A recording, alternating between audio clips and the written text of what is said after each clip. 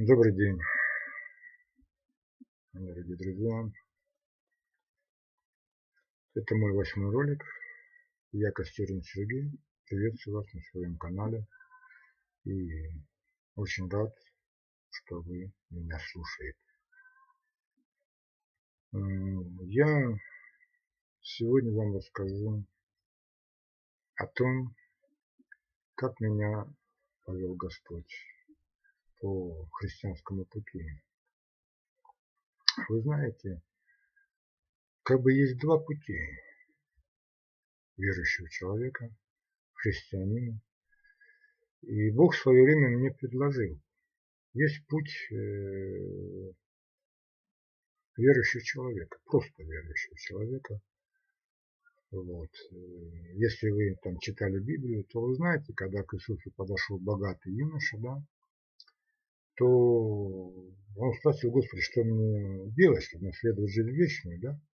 И Бог ему предложил первый путь, он сказал: исполни заповеди мои. На что юноша сказал, что я вот там родители принял это исполнение заповедей Божьих. И тогда ему Бог предлагает второй путь. Он сказал: если хочешь быть совершенным, то тогда продай свое имение, раздай нищим, возьми крест, иди за мной. Да? Второй путь – это путь ученика, и он неимоверно сложен. Когда я пришел к Богу, и мне Бог предложил, конечно, я был такой весь горячий из себя, я, конечно, хотел близости с Богом, я хотел и служить Богу, я, конечно, сказал: Господь, я, конечно, там принимаю путь ученика, я пойду за тобой. И меня Бог, конечно, предупредил. Он сказал: но это очень сложно, это очень тяжелый путь. И в Библии, если вы помните, там Иисус сказал: если вы соберетесь там, например, строить башню, то, наверное, вы сначала посчитаете там издержки, хватит ли вам средств, чтобы эту башню построить, чтобы не получилось там, значит, сделав основание, вы не можете построить все остальное на посмешище людям. Или если вы вышли там, предположим, на войну и увидите, что противник вас намного сильнее вас, то, наверное, сначала подумать надо, стоит ли. Может быть, надо высылать парламентеров и там, просить о мире. И так и нас, он как бы Бог предупреждает: подумай, а хватит ли в тебе вот заряда твоего, силы твоей пойти по этому очень болезненному пути. Ну, я, конечно, скажу вам, что в то время я даже, наверное, с этой части не понимал, то, на что я пошел. Я не понимал этого всего. Нет, Господи, конечно, пойду за тобой. И первое, что со мной сделал Бог, он меня познакомил с дьяволом. Меня как бы предупреждали что-то. После водного крещения мы все знаем, что Иисус был Духом Святым поведен в пустыню. Да? И там для искушения от дьявола. И мне как бы тоже предупреждали, постоянно говорили: смотри, там Бог будет допускать до тебя. Но я как-то был совершенно спокойный. Я говорю: что такого? Иисус же не стоял против дьявола. А мы же Божьи, значит, и нам он даст устоять. Значит, в результате моего знакомства с дьяволом я потерял свою семью, то есть от меня ушла жена, я потерял 3 детей, они ушли вместе с ней, я потерял жилье, я потерял работу, я потерял друзей, я потерял фактически все. Вдобавок я еще едва не лишился жизни и потерял свое, отчасти здоровья. Вот я показываю руку свою, вы видите, да, моя рука попала в фуганок, мне обрезало пальцы. Вот это было мое знакомство с дьяволом. Это было что-то ужасное. Бог допустил для меня дьявола как он мне сказал, в силе, и он просто разорвал меня. Такое ощущение, что разум твой перестает работать. Ты творишь дела, ты совершаешь поступки, они все тебе кажутся правильными. Тебе кажется, что тобой руководит Господь Бог, что это все в Боге делается. Ты совершаешь кучу странных вещей, страшных дел. В результате остаешься полностью разбит. И когда меня уже Бог выдернул вот из этого безумия, я очнулся, ну, конечно, я просто был вне себя от злости. Я говорю, Господи, что ты наделал? Ты же видел, что дьявол просто глумится надо мной. Ты же видел, что он просто разорвал меня. Ну ты же мог хотя бы мою семью сохранить. Зачем же ты допустил, что там семья? Я же любил свою жену, я любил детей. И все это разрушилось. Ты же видел? Но мне Бог сказал так. Он мне сказал, ты избрал путь ученика. Ученики – это воин Иисуса Христа. А какой же воин, который не знает своего противника? Вот ты познакомился с дьяволом. Это было ужасно. Я не ожидал, что я просто мальчик для битья окажусь.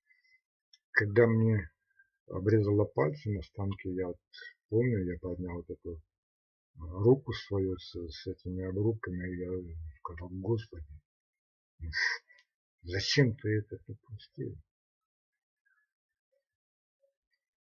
И знаете, что мне Бог сказал? Он мне сказал, радуйся, что ты вообще жив остался. Потому что дьявол, зная, что недолго ему уже над тобой, как говорится, глумиться, просто хотел тебя убить. И Бог остановил. Вы представьте себе фуганок, меня могло просто там намотать на этот фуганок, да? И перед лицом крутился диск циркулярки совершенно без всякой защиты, то есть без кожуха, без ничего. Если бы у меня был шок или там у меня хоть кратковременная потеря сознания, меня просто бы зарезало, я это понимал. И Бог мне оставил вот этот вот знак, вот это вот клыки дьявола я ношу теперь вот уже 25 лет, они у меня вот перед глазами, и я все время вижу, насколько опасен оказывается дьявол. Я не знал этого, я вообще не боялся дьявола. В моем понимании, ну, чего его бояться-то?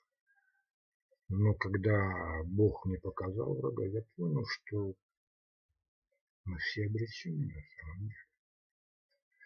Оказывается, дьявол имеет такую силищу, что человек просто мальчик для битья. Дьявол делает все, что хочет. Человек, он ничего не может противостоять. Дьявол намного хитрее, умнее, и сила в нем неимоверная. И поэтому мы только спасаемся Богом. Я даже сказал, Господи, так как тогда люди спасаются? Он говорит, так я их сам выдергиваю тут. Я вот сейчас говорю вам, вы поймите, никто из вас не может сам спастись. Это вас Бог, Иисус выдергивает и сейчас из лап дьявольских и зовет к себе, да? Вы поймите, когда Иисус искушал дьявола в пустыне, он ему показал все, значит, царство мира и сказал, что все это принадлежит ему. И это действительно так, друзья.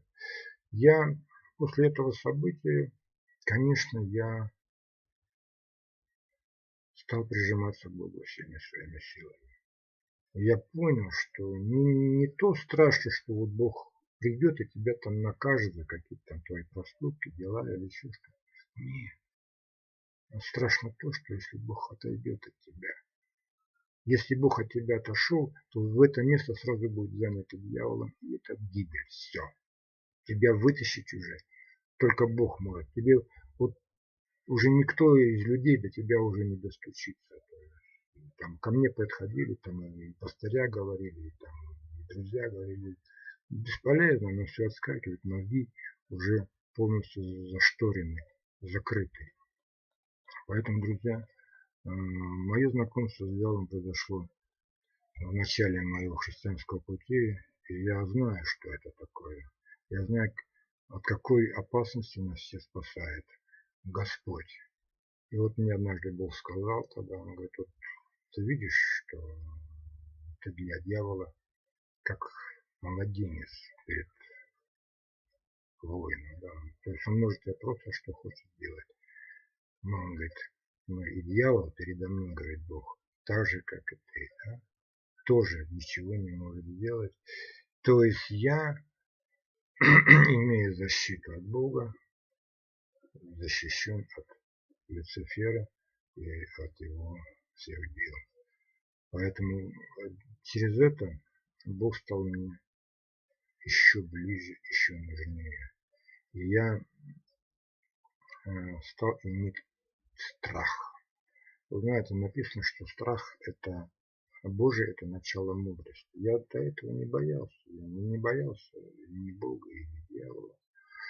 Но я стал иметь страх перед Богом.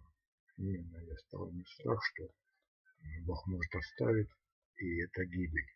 Поэтому я просто рассказываю вам свой путь. И, возможно, вам это поможет в чем-то в своем христианском пути. Возможно, с вами что-то подобное тоже было. Вот. Следующий ролик будет очень интересный. Скажем, вот для меня лично очень интересен. Я как бы, понимаете, когда с Богом выстраивал отношения, я Богу сказал, что, Господи, вот я буду говорить все как есть, да? Что мне нравится, буду говорить нравится. Если не нравится, буду говорить не нравится. Если я не понимаю, я так и буду говорить не понимаю. Да? И вот я в следующем ролике вам расскажу о тех, наверное, претензиях, которые я в свое время стал высказывать Богу. Я думаю, вам будет интересно об этом услышать. До встречи.